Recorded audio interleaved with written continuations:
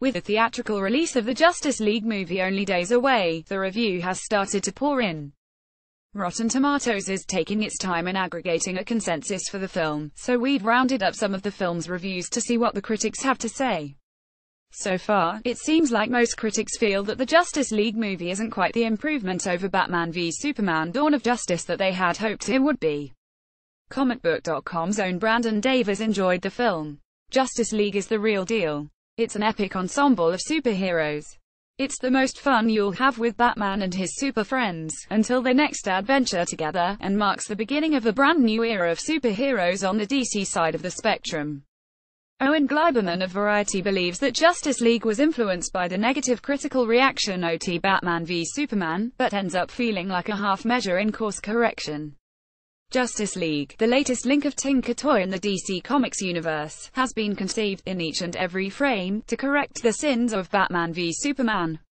It's not just a sequel, it's an active franchise penance. Every moment feels like it's been test-driven for our pleasure. As a piece of product, Justice League is superior to Batman v Superman, but it's also about as close to generic as a sharp-witted high-octane comic book movie can get. There's hardly a trope in it you haven't seen before. The Telegraph critic Robbie Collin calls the film an embarrassment. Justice League is a mess in ways cheaper productions could only dream about. A post-credits scene dutifully teases more to come, but the film's heart just isn't in it. After Justice League, there's nowhere else any of this can go. IGN's Jim Vejvoda is more forgiving, saying the film did what it set out to do, if not particularly elegantly, and is worth your time. Warner Brothers and DC Films had two major goals to achieve with Justice League.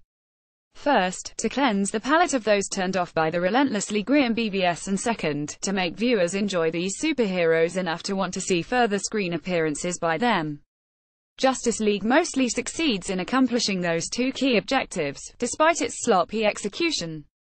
It's messy and flawed, but it still offers enough entertainment value, mostly thanks to its likable characters, to make it worthwhile. Asnish Arwity of Entertainment Weekly gave Justice League a C, noting that while the film doesn't exactly soar, it does have plenty to like. The chemistry between the old and new cast members being the main one, thanks to Whedon and co-writer Chris Terrio.